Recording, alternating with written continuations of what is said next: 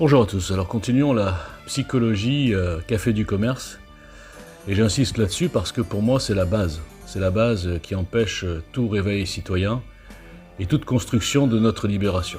J'en ai parlé souvent, la lâcheté, l'idolâtrie, l'aveuglement, l'effet foule, la cupidité aussi finalement.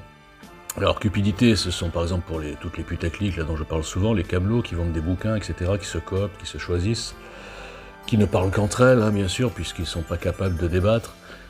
Mais c'est aussi quelque part la cupidité au sens large des collectionneurs de followers, des gens qui ont besoin d'une vie sociale et dont le but sur Twitter n'est pas de diffuser des idées, de créer quelque chose, une réaction, un réveil, mais d'avoir le plus de followers possible. Pour avoir le plus de followers possible, il faut diffuser les gens qui ont eux-mêmes beaucoup de followers, eux-mêmes des troupeaux et des fans.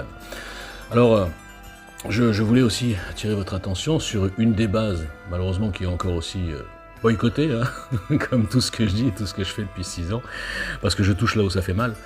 Quand vous idolâtrez quelqu'un, idolâtrer c'est un bien grand mot, quand vous trouvez que voilà, oh là là, qu'est-ce qu'il dit, il est fort, etc., il développe des théories, imaginons Soral, je prends toujours Soral, c'est le meilleur exemple.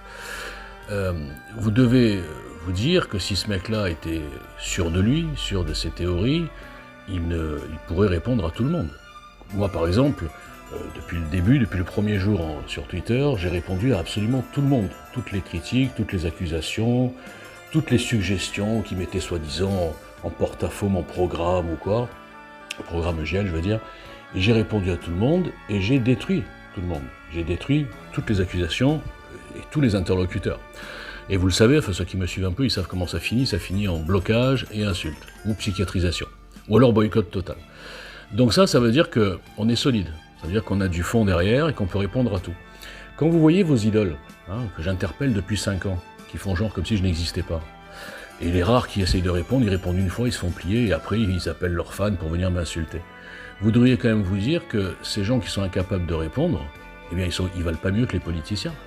Vous critiquez les politiciens qui répondent jamais aux questions, qui éludent, qui font des grandes phrases pour ne rien dire, et vous idolâtrez finalement des gens qui sont des putaclics, des camelots qui vendent des bouquins, et qui sont incapables de débattre, d'accord, sauf entre eux, sauf entre gens d'accord, de la même engeance, notamment soralienne. Alors là, ils débattent, ils sont contents, ils se font des débats entre eux, magnifiques. Vous leur mettez un peu d'adversité en face, ils fuient, ils disparaissent. Et ils jouent la condescendance, et vous marchez dans cette combine depuis 6 ans. Vous continuez à boycotter le seul type qui les a mis tous par terre, à plat, qui les a mis à poil. Bon, et quand je dis tous, c'est vraiment tous. Donc je comprends que ça vous perturbe, qu'un inconnu soit capable de le faire, ce que vous pourriez faire vous aussi, mais peut-être vous n'osez pas.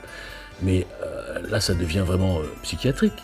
Ça fait 6 ans que je démontre tout ce que je dis, je le répète tous les jours, ça fait 6 ans que j'interpelle un tel et un tel en pointant ces contradictions, en démontrant que soit c'est un outil, soit c'est un camelot, soit c'est un mauvaise foi, soit c'est un menteur, enfin bref, tout ça, et vous ne relayez pas.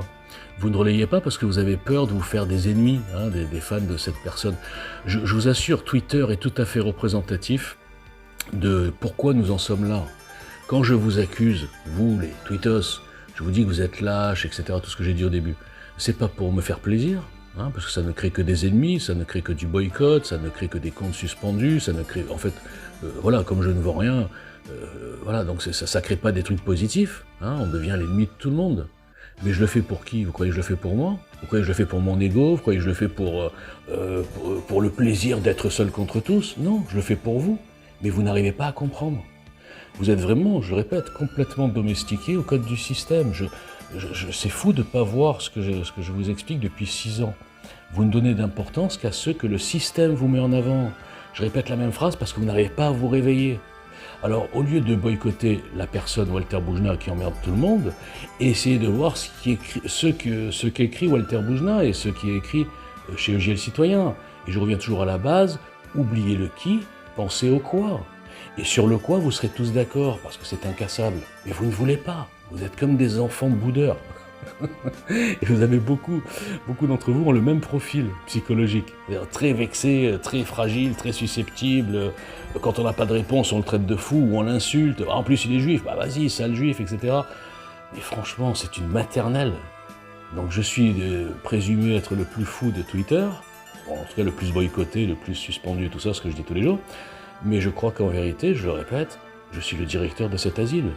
ça vous énerve, ça renforcera mon boycott, mais moi d'un côté je rigole et d'un côté je suis halluciné. Pour résumer une dernière fois, le système, voilà comment ça fonctionne. Tout ce qui est politique doit être réservé aux partis politiques subventionnés du système qui protègent le système et la Ve République, qui proposent des programmes incantatoires qu'ils ne pourraient pas appliquer dans le système actuel de la Ve République, puisqu'il faudrait des modifications profondes de la Constitution qu'ils ne proposent pas parce que le Ve République leur plaît bien. La Ve République nourrit les partis politiques. Alors qu'à la base, le général de Gaulle voulait justement en faire quelque chose qui enlève le pouvoir aux partis politiques et qui soit plutôt... alors lui, bon, c'était vraiment le qui avant le quoi, c'est vrai. Mais moi, j'ai essayé de transformer ça avec Giel, un espèce de quoi avant qui, c'est-à-dire une équipe en contact direct avec le peuple, avec des comptes à rendre et un contrat de confiance. C'est complètement opposé à la Ve République actuelle, qui nous prend pour des cons à tous les niveaux, et ça je sais que vous le savez. Donc d'un côté il y a tout l'aspect politique, et de l'autre côté le même système, bien sûr, donc préserve le côté politique, qui pourrait regrouper des gens, donc ça c'est dangereux, et d'un autre côté le même système fabrique de la fausse dissidence, de la dissidence de camelots, de la dissidence de lanceurs d'alerte, de la dissidence de petites starlettes qu'on met en avant dans les petits médias, même dans les grands, même chez TPMP, tout ça, et pour donner un petit peu, c'est comme si on donnait un petit peu à manger au peuple. Voilà, regardez, vous avez, attendez, liberté d'expression, vous avez celui-là, vous avez Soral, vous avez Laibi, vous avez Véragueux, j'en ai plein, Youssef Indy, vous avez... Souvent ils sont binationaux d'ailleurs, c'est assez bizarre, bon bref. Donc voilà, et donc les gens, ils ont l'impression d'être résistants quand ils diffusent ces gens-là.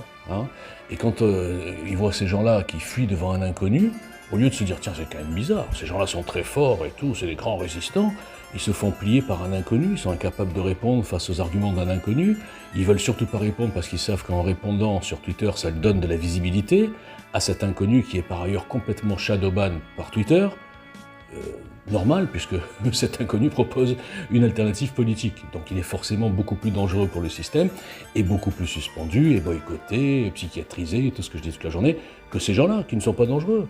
Ils font leur petit commerce sur le marché global de la résistance, avec l'option antisémitisme, ça c'est les marchés porteurs, et vous marchez, et vous pensez que ce sont des résistants. Vous pensez que ce sont des lanceurs d'alerte qui font ça pour votre bien. Non, ils font ça d'abord parce que ça rapporte, et ils ne sont pas assez courageux pour faire quelque chose de politique, parce qu'ils sont assez intelligents pour comprendre que s'ils font quelque chose de politique, ils auront le même traitement de moi, qui suis très naïf, et je suis arrivé, moi, la fleur au fusil en 2017. Et eux savent ce que c'est que l'idolâtrie, et eux savent qu'il ne faut pas faire de politique, et eux savent qu'il faut le faire du showbiz, d'accord ? Et ils savent que les moutons, je suis désolé, que vous êtes en très très grande majorité sur les réseaux sociaux, vous marchez à ça, vous vous nourrissez de ça, vous pensez être des résistants, en disant « Ah, il est très fort Soral » et un tel, bon, je ne vais pas redonner toute la liste, et toutes ces petites starlettes de réseaux sociaux qui ne valent pas un clou parce qu'en débat, ils sont pliés en 3 phrases. C'est ce que je fais toute la journée. Pourquoi vous n'aimez pas le talent? Pourquoi vous n'aimez pas le culot? Pourquoi vous n'aimez pas le courage? Et vous protégez le système, la lâcheté, la cupidité, les camelots. Pourquoi? Posez-vous cette question. Quand vous répondrez à cette question, vous comprendrez pourquoi cette France, ce pays, en est là. Je sais que vous me prenez pour un fou, vous ne voyez pas le rapport, moi je vous le dis. C'est à cause de ces 4 éléments dont je parle tous les jours qu'il est impossible aujourd'hui pour quelque chose d'hors système, d'hors média, d'hors petite starlette, de naître. Et le problème c'est qu'il n'y a qu'une initiative de ce style, en tout cas comme Giel par exemple, avec une force vive citoyenne, qui pourrait renverser le système et surtout le surprendre. Mais j'ai l'impression que ça vous dépasse.